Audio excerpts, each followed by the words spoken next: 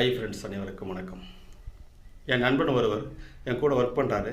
அவரும் நானும் நேற்று சாப்பிட்டுட்டு இருக்கும்பொழுது திடீர்னு நான்வெஜ் வைக்காதீங்க அப்படின்னாரு. ஏன்னு கேட்டதுக்கு, இல்லை என் பெரியப்பா இறந்துட்டார், நான் வந்து ஒரு 16 நாள் வரைக்கும் சாப்பிடக்கூடாதுன்னாரு. அதான் ஏன் அப்படின்னு கேட்டேன். இல்லை தீட்டுனாரு.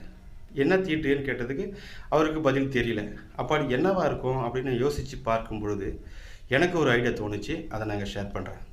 பொதுவாக ஒரு வீட்டில் ஒரு விழுந்துச்சுன்னு வச்சுக்கேன், அந்த வீடே சோகமாக இருக்கும்.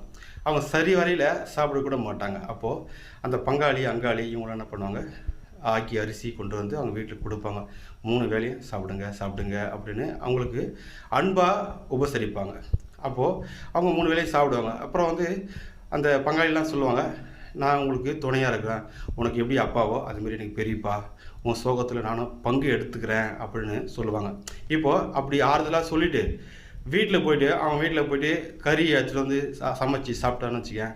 அப்போது அந்த துக்கமான வீட்டில் இருக்கிறவங்க யாராச்சும் பார்த்தாங்கன்னா அவங்க மனநிலை இன்னும் ரொம்ப வேதனைப்படும். பாருமா, சித்தப்பா வீட்டில் கறி எடுத்துகிட்டு வந்து செஞ்சு சாப்பிட்றாங்க அப்படின்னு அவங்க மனசு ரொம்ப வேதனைப்படும். அப்போது இந்த மாதிரி ஒரு சங்கடத்தெல்லாம் தவிர்க்கணும் அப்படின்னு முன்னோர்கள் என்ன பண்ணியிருக்காங்க.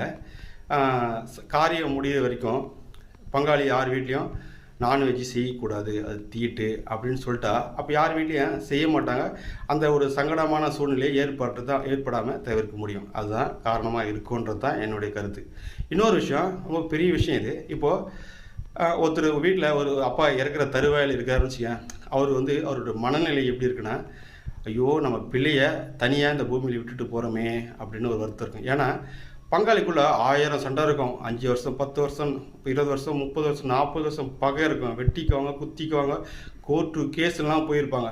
ஆனால் தன்னுடைய மகனை இந்த பூமியில் தனியாக விட்டு போகிறோமேன்ற வருத்தம் அந்த அப்பாவுக்கு இருக்கும். அப்போது நம்ம முன்னோர்கள் ஒரு வார்த்தை சொல்லுவாங்க, அதாவது வாழ்வில் கலந்துக்கணும், சாவில் கலந்துக்கணும், கெட்டதில் நல்லதில் கலந்துக்கலாம், கெட்டதில் கலந்துக்கணும் அப்படின்னு சொல்லுவாங்க. அப்போது சில பேர் என்ன பண்ணுவாங்க, அந்த சாவல் கூட வந்து கலந்துட்டு அப்புறம் போயிடுவாங்க. அப்புறம் திருப்பினா அதே மாதிரி பேசாமல் இருப்பாங்க. ஆனால் அவங்க திருப்பி நல்லா ஒற்றுமையாக ஆகணுன்றதுனால தான் இந்த காரியன்னு ஒன்று வச்சுருப்பாங்க. அப்போ அந்த பங்காளிலாம் சேர்ந்து ஒன்று கூடி பேசுவாங்க. எல்லா பழசெல்லாம் மறந்துட்டு ஒன்றா இருக்கலாம் அப்படின்னு கூடி அந்த துக்க விழுந்த வீட்டில் இருக்கிறவங்க சேர்ந்து போயிட்டு அந்த காரியம் மேடையில் வச்சு காரியம் பண்ணும்போது இவங்களும் கூட இருப்பாங்க. உன் வீட்டில் ஒரு இழப்பு வந்துச்சு, நீ மீஸ் எடுக்கிறியா, நானும் எடுத்துக்கிறேன். நீ தாடி எடுக்கிறியா, நானும் தாடி எடுத்துக்கிறேன்.